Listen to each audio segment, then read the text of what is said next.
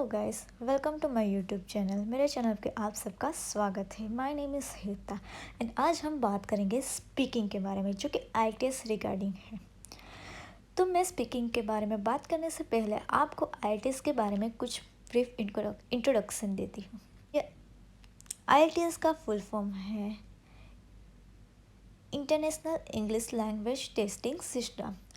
उसके 4 मॉड्यूल्स होते हैं: speaking, writing, listening and reading.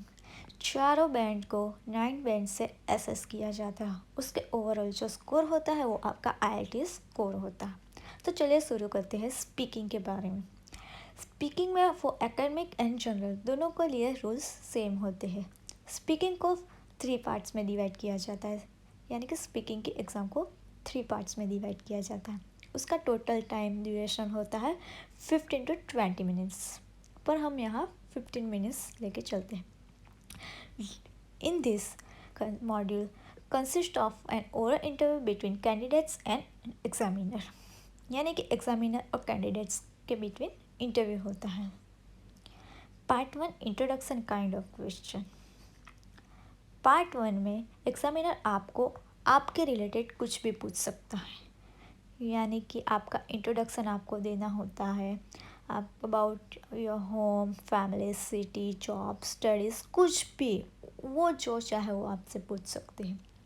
कुछ जनरल क्वेश्चन भी पूछ सकते हैं, आपका क्या इंटरेस्ट है और एक्सेट्रा कुछ भी। अगर आप जानना चाहते हैं कि कौन कौन से क्वेश्चन होते हैं जो एग्जामिनर आपको पूछ सकते हैं, तो प्लीज़ मुझे कमेंट में बताइए कि आप जानना चाहते हैं, तो मैं उसके बारे में एक अलग से वीडियो बनाऊंगी ताकि आपको आसानी हो कि एग्ज़ाम में आपको कौन कौन से सवाल वो पूछ सकते हैं। पार्ट 2 होता है क्लू कार्ड, यानी कि एग्जामिनर आपको एक टॉपिक देता है पर्टिकुलर सब्जेक्ट पर। उस पर आपको 2 मिनट बोलना होता है। अब वो क्या बोलना है वो आपके ऊपर डिपेंड करता है, आपको बोलना है क्योंकि। पर याद रखना, आप जो भी बोलो वो कॉन्फिडेंटली बोलना और फ्लुएंटली, ताकि एग्जामिनर को क्लियर पता चले कि आप क्या बताना चाहते। ब्लू कार्ड का टॉपिक देने के बाद एग्जामिनर आपको पेंसिल और पेपर देंगे और आपको 1 मिनट का टाइम देंगे। उस 1 मिनट के दौरान आपको सोचना है कि आपको आपके टॉपिक के बारे में क्या बोलना है, और उसके जो मेन पॉइंट्स हैं वो आपको नोट डाउन करने हैं आपके paper. After finish your 1 minute, examiner आपको और 2 मिनट्स का टाइम देगा और आपको अपने क्लू कार्ड के टॉपिक के बारे में उसमें बोलना होता है। ध्यान रहे, आपका कोई भी इम्पोर्टेंट पॉइंट मिस नहीं होना चाहिए, अदरवाइज़ जो इम्पोर्टेंट है वो आप भूल जाएंगे और जो नहीं है वो आप सब बोलेंगे, उसका कोई फ़ायदा नहीं रहेगा। इसीलिए मैंने पहले भी कहा, जब भी आपको 1 मिनट का टाइम मिले उसमें आप सभी पॉइंट्स कवर कीजिए, ताकि आप जब भी बोले कोई पॉइंट छूट ना जाए। ध्यान रखना ये बात। और आपको स्पीकिंग में आपको खास ध्यान रखना पड़ता है कि एग्जामिनर ने जो क्लू कार्ड दिया है उसमें जो टॉपिक है वो प्रेजेंट टेंस में है या पास्ट टेंस में है या फ्यूचर टेंस के बारे में पूछा गया है। आपको उस हिसाब से बोलना होता है, अदरवाइज़ वो टॉपिक आपको पास्ट के बारे में कुछ दिया गया होगा और आप प्रेजेंट के बारे में बोलेंगे और फ्यूचर के बारे में बोलेंगे, तो उसका कोई फ़ायदा नहीं है। तो जब भी आप बोलना स्टार्ट करें, आप पहले टेंस का ध्यान रखें, फिर कौन कौन से वर्ब यूज़ होते हैं, कौन कौन से प्रीपोजिशन, कंजंक्शंस, ऑक्सिलरीज, और आप कौन कौन से लेक्सिकल वर्ड यूज़ करते हैं उस पर फोकस करते हैं वो। तो जब भी आप स्पीकिंग करें तब इन सब पर, तो जब भी आप घर पे स्पीकिंग की प्रैक्टिस करें तो इन सब चीज़ कवर होनी चाहिए।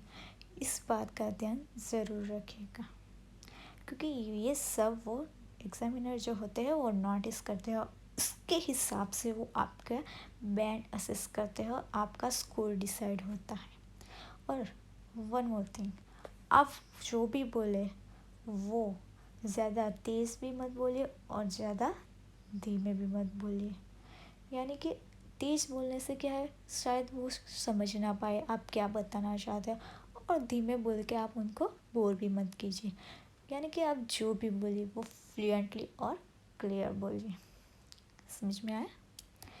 तो जब भी आप स्पीकिंग की प्रैक्टिस करेंगे तभी आपको उसमें कॉन्फिडेंस आएगा, और आपका जो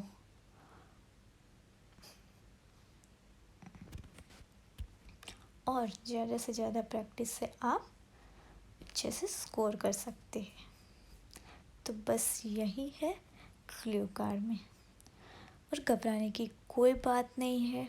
कुछ भी वो टॉपिक हो क्लू कार्ड का, आप अपने हिसाब से आपको जो समझ में आए वैसे घबराए बिना आंसर दीजिए।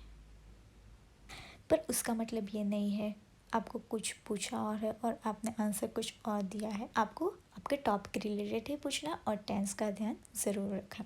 पार्ट 2 के बाद आता है part 3, general discussion. Generally, questions are related with part 2, but they may ask any other topic if they feel.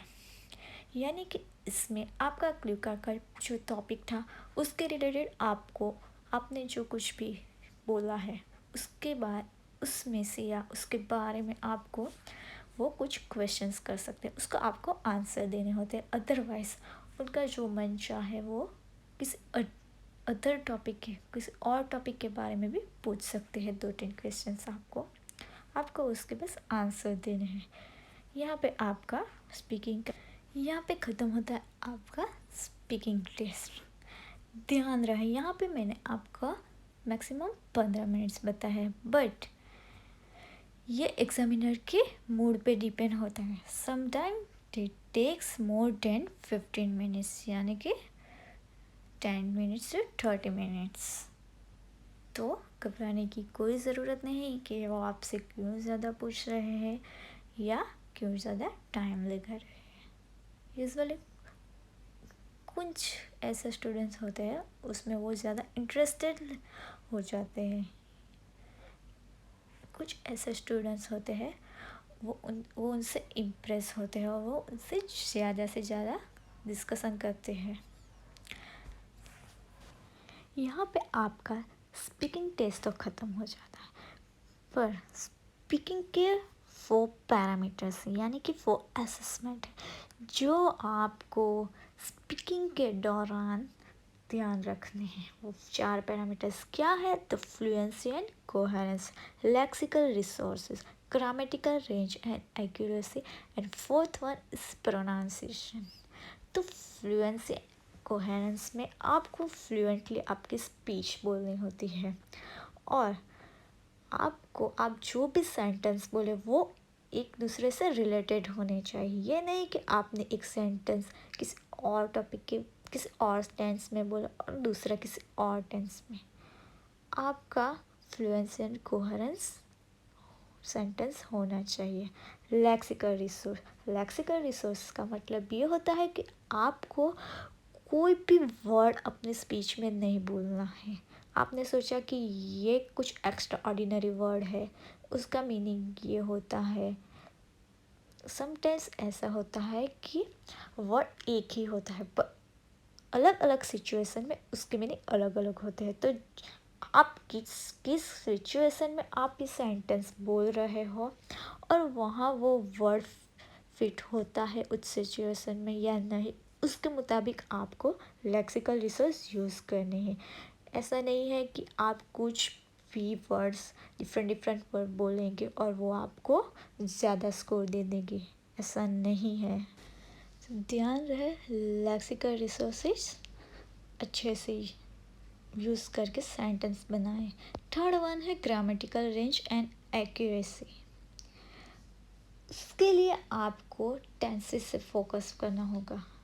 आपको ग्रामर, इंग्लिश का जो बेसिक ग्रामर है वो आपको आना चाहिए, और उसमें जो वर्ब फॉर्म होते हैं वो भी आपको सब आना चाहिए, तभी आप एक्यूरेटली सेंटेंस बोल सकोगे, बना सकोगे।